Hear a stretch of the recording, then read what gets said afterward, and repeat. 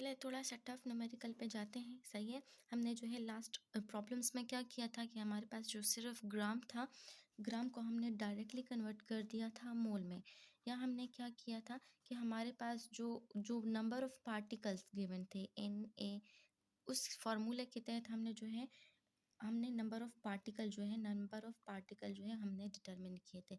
लेकिन यहाँ पे हमारे पास क्या है कि हमारे पास वेट गिवन है। सही है।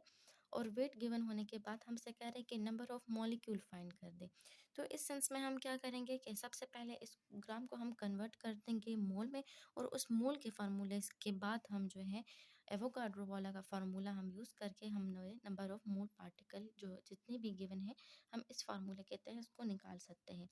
तो हमारे पास बेसिकली जो होता है कार्बन डाइऑक्साइड, इसका हमारे पास है, सबसे पहले लिखते हैं हमारे पास मास गिवन है 22 ग्राम, 22 ग्राम ऑफ कार्बन डाइऑक्साइड। तो हमारे पास तो ये ग्राम है, हमने इसको कन्वर्ट करना है मोल में। तो उसके लिए हम सिंपली फार्मूला लिख देते हैं, mole is equal to mass in gram divided by molar mass. अब हमारे पास मोलर मास नहीं है, तो सबसे पहले हम मोलर मास कैलकुलेट करेंगे। तो मोलर मास को कैलकुलेट करने का इजी फार्मूला हमारे पास ये है कि आपने सबसे पहले कंपाउंड जो आपका दिया हो आपने उसका फार्मूला लिखना है। हमारे पास कार्बन है, तो इसका एटॉमिक वेट हमारे पास 12 है। कितने नंबर ऑफ कार्बन है हमारे पास? नंबर ऑफ कार्बन इसमें एक है। अगर हमारे पास कोई भी यहाँ पे कोई भी गिवन या डिजिट हमें नहीं गिवन, तो इसका मतलब है कि ये हमारे पास 1 है। तो हमने इसको मल्टीप्लाई कर देना 1 के साथ। यहाँ पे नंबर हमारे पास ऑक्सीजन है, तो ऑक्सीजन का हमारे पास 16 आता है। इसमें नंबर ऑफ अटैच ग्रुप हमारे पास 2 लगे हैं, तो हमने इसको मल्टीप्लाई कर देना है 2 के साथ। So that will be equal to 12 plus 32 which give rise like 44 gram per mole. तो अगर हम इस वाले फार्मूले को यहाँ डायरेक्टली लिख दें, मेरे पास है 22 डिवाइडेड बाय 44। सही है। तो ये हमारे पास मास इन ग्राम था, यहाँ पे हमारे पास है ग्राम पर मोल। अगर आप इस फॉर्मूले को देखें तो ये ग्राम ग्राम के साथ कट गया है, हमारे पास सिर्फ मोल्स ही रहते हैं। तो अगर मैं इसको 1 के साथ मल्टीप्लाई करूँ, इसको 2 के साथ, तो मेरे मेरे पास बनता है at least 1.2, that must be equal to 0.5 moles. सही। तो मेरे पास तो नंबर ऑफ मोल आ गए, मेरे पास है number of moles that will be equal to 0.5।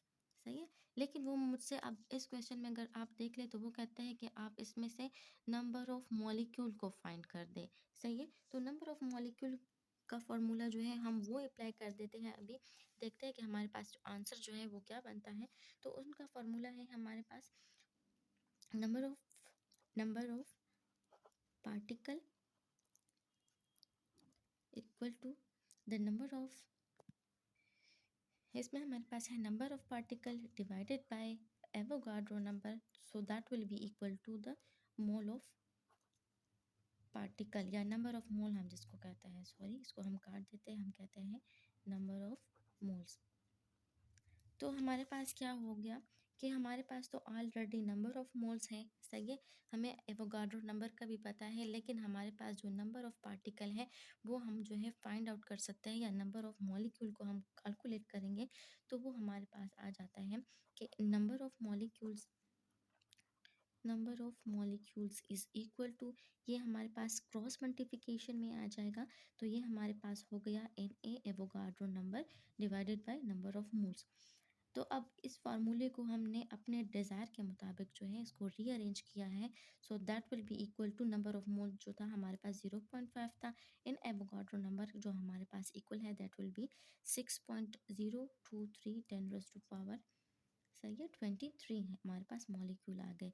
अगर हम इन दोनों को जो है मल्टीप्लाई कर दें, सही है, तो हमारे पास जो आंसर आएगा दैट विल बी 3.011 10⁻23 पार्टिकल। आप इसको मॉलिक्यूल्स भी कह सकते हो। सही है। तो जो हमने लिया था 22 ग्राम ऑफ कार्बन डाइऑक्साइड, तो उसमें हम कहते हैं कि हमारे पास जो है इतने पार्टिकल होंगे। सही है। मैं कहती हूँ आप लोगों ने जो 22 ग्राम लिया था कार्बन डाइऑक्साइड गैस का, उसमें हमारे पास पार्टिकल जो होंगे वो 3.00 10⁻⁴ जो है उसमें हमारे पास पार्टिकल होंगे या मॉलिक्यूल्स होंगे। तो ये आपका थोड़ा-सा डिफ़िकल्ट क्वेश्चन था, होप सो कि आपको अभी समझ आ गया होगा।